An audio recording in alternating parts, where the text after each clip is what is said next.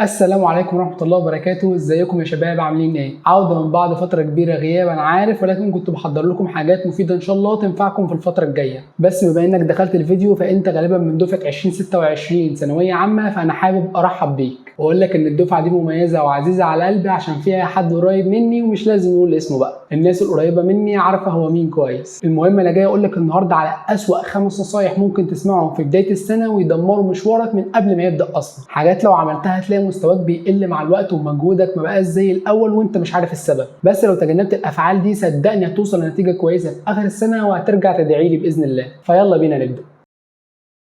أول نصيحة معانا النهارده وهي إنك تسمع لكل الناس، وإن أي حد أكبر منك لازم يكون فاهم أكتر منك وعايز مصلحتك. لازم تكون فاهم كويس إن مش أي حد يقول لك نصيحة في مستقبلك تروح تطبقها على طول من غير ما تفكر فيها كويس الأول. لازم تشوف النصيحة دي هتنفعك وتناسبك الأول ولا لأ. لازم تبقى عارف متأكد إن الشخص اللي بينصحك ده عايز مصلحتك فعلا، وإن ملوش أي منفعة شخصية من نصيحته ليك. يعني مثلا مش هيقول لك روح خد عند المدرس الفلاني عشان هو بيحبه أو بيجامله أو هياخد نسبة من ترشيحه ليك. وكحل بسيط مننا ليكم للمشكلة دي، فإحنا الحمد لله للسنة التانية على التوالي عملنا جروب ليكم أنتم على التليجرام عشان تتواصلوا معانا وتسألوا فيه على كل اللي أنتم عايزينه سواء في الدراسة أو بره الدراسة. ولكن في شروط وقواعد للكلام والتواجد في الجروب هتلاقيها في أول رسالة مثبتة في الجروب إن شاء الله، ولو خالفتها للأسف هنضطر نطلعك. عشان كده الالتزام بالقواعد دي مهم جدا عشان ما تحصلش أي مشاكل إحنا في غنى عنها. بس أنت عمال تقول إحنا أنتوا مين بقى يا دكتور؟ إحنا دكاترة بفضل الله من دفعة 2024 بنحاول نساعد الطلبة الجداد في إن هم يوصلوا لأحسن نتيجة من السنة دي. بنقل لكم خبراتنا وتجاربنا عشان تطلعوا راضيين عن نفسكم بعد ما السنة تخلص. وزي ما قلت فهي السنة التانية على التوالي بفضل الله، و2025 هتلاقيهم في الكومنتات إن شاء الله. وهيكون معانا في الجروب دكاترة من دفعة 2025 كانوا معانا في الجروب السنة اللي فاتت، وهيشاركوكم بتجربتهم والخبرة اللي لسه طازة اللي طلعوا بيها من السنة دي. وكمان الرسائل المثبتة في الجروب هتلاقي فيها ترشيحات الكتب اللي احنا حلينا منها على مدار السنة كدكاترة، والمدرسين اللي تابعنا معاهم كمان. مع الوقت وعلى مدار السنة هتنزل رسائل مثبتة فيها معلومات مفيدة لكم وبناء على طلبكم واحتياجكم إن شاء الله. فأنا عايزك تثق فينا إن شاء الله وتعرف إن احنا في ظهرك وبندعمك دايما. وقت ما هتعوزنا هتلاقينا موجودين إن شاء الله، بنساعدك في أي حاجة أنت محتاجها. لينك الجروب موجود في الوصف وأول تعليق مثبت بإذن الله، وما تنساش تبعته لصاحبك اللي هيحتاج الجروب برضه. انت في ثانويه يا بيه عايز تنام 7 ل 8 ساعات ازاي؟ انت مجنون؟ طبعا ده كلام غلط تماما، وهثبت لك دلوقتي وبالتجربه. ارجوك ارجوك ارجوك ما تسمعش كلام اي حد مهما كان مين، حتى لو كان جايب مجموع خزعبلي يقول لك نام 4 أو 5 ساعات في اليوم. على راسي والله انك عندك حماس واندفاع، ولكن لازم توظفه صح، وخصوصا في بدايه السنه، وده هنتكلم عنه في فيديوهات جايه ان شاء الله. لكن انك تقول ان انا هنام 4 أو 5 ساعات في اليوم بدافع ان انا انجز اكتر او اذاكر اكتر ده غلط. طب ايه السبب؟ اولا كده هيدمر صحتك بالبطيء وانت مش حاسس. صدقني صحتك اهم من اي حاجه في الدنيا، وياما ناس جابت مجاميع قبل كده وقالت يا ريتني ما كنت جبت مجموع ولكن طلعت بصحتي من السنه دي. لحظه الفخر والسعاده بتاعت المجموع الكبير لا تعوض عن تجربه، ولكن صدقني لا تساوي اي حاجه جنب صحتك. ثم اني عايز اقول لك انك هيجيلك اصلا ارهاق مزمن، وهتبدا تنام في الدروس لو بتنزل سناتر او قدام الفيديو لو بتاخد اونلاين، ومش هتعرف تقعد قدام الكتاب ساعه متواصله، وهتقل كمان مع الوقت. ده طبعا هتحاول تتغلب عليه بالكافيين زي ما كل الناس بتعمل، وده هيدمر كليتك وجهازك العصبي بالبطيء برضه وانت مش حاسس. هي سلسله وحلقه مفرغه لو دخلتها بيبقى صعب تطلع منها زي ما بيحصل مع كل الناس. فانا جاي لك من بدري اهو بقول لك صدقني نام كويس وانت الكسبان. هتكسب صحتك اللي هتبقى تمام لحد اخر السنه، ومش هتندم انك ضيعتها قصاد مجموع انت مش ضامن توصل له، لان كده كده المجموع ده بتجيبه بتوفيق ربنا في الاول والاخر. وهتكسب تركيزك اللي دايما هيبقى عالي عن دفعتك وزمايلك اللي هيبقوا غرقانين في الدوامه دي وعمالين يبلبعوا قهوه وشاي. وهتكسب ان المعلومات دي هتفضل في دماغك لمده اطول عشان مخك خد راحته ونام كويس فعرف يعمل معالجه بشكل افضل للمعلومات دي. وكمان هتعرف تطول اكتر في جلسات المذاكره لانك هتخش في حاله الفلو، فهتعرف تركز وتفهم بشكل اعمق. النوم مهم جدا يا صديقي وغير مقبول التهاون فيه لمصلحتك انت.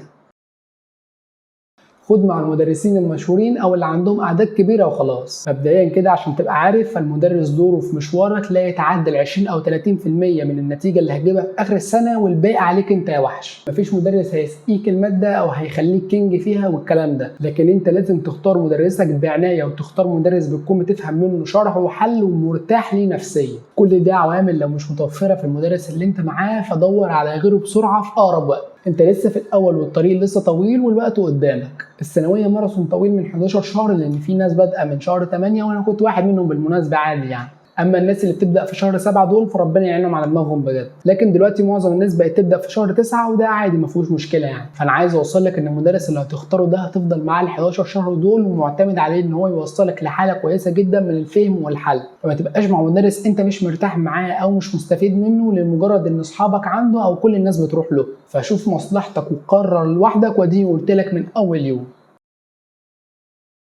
حل من 3 أو 4 كتب او خد كذا درس في الماده الواحده. مبدئيا كده مفيش حاجه اسمها اخد درسين في ماده ابدا. واطلع دلوقتي وشوف الفيديو اللي هيظهر لك في الاي وهتعرف انا بقول لك كده ليه. اما بالنسبه للكتب فانا شايف ان كتابين من اول السنه في الماده الواحده هيكون كافي، والزياده ان شاء الله انك تحصل كل الافكار بتاعه الاسئله. وكذلك في المراجعه كتابين في الماده هيكونوا كافيين جدا، وممكن كتاب واحد كمان والله. لكن انك تحمل نفسك واهلك فوق طاقتكم ده غلط. اولا ان انت لما بتجيب 3 أو 4 كتب في الماده فانت هتحس دايما بضغط جامد انك في حاجه انت لسه ما خلصتهاش، ولما ما تحلش في كل الكتب فهتحس انك مقصر، ولكن دي مش حقيقه لان ده مش وسعك ولا جهدك. ممكن تجيب كتاب واحد في بدايه السنه وتجرب في شهر 9 وتشوف الدنيا هتمشي ازاي. لقيت نفسك بتحل بريتم كويس وعندك وقت فاضي، روح هات كتاب تاني على طول وابدا حل فيه، لكن ما تقعدش ما بتعملش حاجه. وكمان ممكن تحمل كتاب السنه اللي فاتت PDF عادي جدا وتبدا تحل فيه لو المصاريف هتبقى عاليه عليك. لكن بلاش كتاب السنه دي لان في كتب ما بتبقاش مسامحه فيه، واحنا عايزين نتقي الشبهات والحرام. يعني احنا عايزين نجيب مجموع كويس عشان نرضي ربنا ونفسنا واهلنا وفي الاخر نستخدم وسائل حرام؟ اكيد لا. يعني في اصلا مشايخ بتحلل انك تنزل كتاب السنه دي PDF عادي جدا طالما انت مش مقتدر انك تجيبه، ولكن ده لو هتذاكر فيه بس ومش هتبيعه لزمايلك او هتتاجر فيه. بس انت خليك في الامان ونزل كتاب السنه اللي فاتت، وعشان تبقى عارف ما يبقاش في فرق كبير من الكتابين خالص، الا لو في تعديلات في المنهج فمش هتحل الحاجات الزياده بس. وعامه ده يبقى الكتاب التاني اللي انت بتزود منه حل مش اكتر، لكن كتابك الاساسي اللي بتحل منه مع مدرسك ده لازم تشتريه ان شاء الله.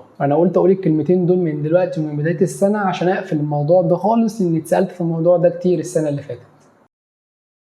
اهتم بنتيجة الشوامل وازعل على درجاتها وخدها كمقياس للتقييم. بص هقول لك دلوقتي خلاصة امتحانات الشوامل بتاعت الدروس دي علشان ما تتعبش نفسك فيها كتير. امتحانات الشوامل دي هي مجرد امتحانات بتقيس بيها انت ذاكرت ولا لا، مش اكتر ولا اقل. لكن تفكيرك بتاع انا نقصت 20 درجة في شامل الفيزياء وانا كده هروح انقصهم في اخر السنة وانا كده ضيعت، ده مش هيفيدك.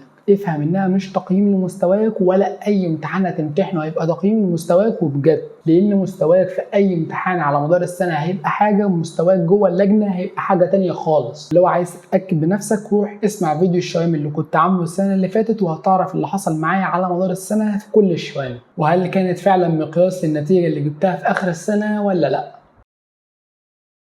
اخيرا وليس اخرا يا صديقي، حابب اقول لك ان بدايتك لرحلتك صح هيوفر عليك تعب كتير قدام، وهيوفر عليك تفكير كتير وتشتت في حاجات كتير ملهاش لازمه هتشغلك عن انك تركز على الاهم وهو المذاكره والاخذ بالاسباب. واكيد طبعا مش محتاج اكد على علاقتك بربنا على مدار السنه لان هي مفتاح النجاح والتوفيق بجد. كانش ينفع اقولها في نصيحه منهم نصايح لان عنوان الفيديو بيقول اسوأ 5 نصايح هتسمعهم، واكيد محدش هيقول لك ابعد عن ربنا يعني. وما تنساش الجروب واللينك موجود في الوصف وفي اول تعليق مثبت، ومستنيينك عشان نقدر نساعدك بكل اللي نقدر عليه ان شاء الله. لو استفدت من الفيديو بحاجه واحده على الاقل فما تنساش تعمل لايك واشتراك في القناه، وما تنساش تبعت الفيديو لصاحبك اللي داخل السنه بحماس وعمال يسمع لكل الناس وقول له خد بالك. بتمنى لكم كل التوفيق وتكون سنه بسيطه وسهله عليكم جميعا ان شاء الله. السلام عليكم ورحمه الله وبركاته.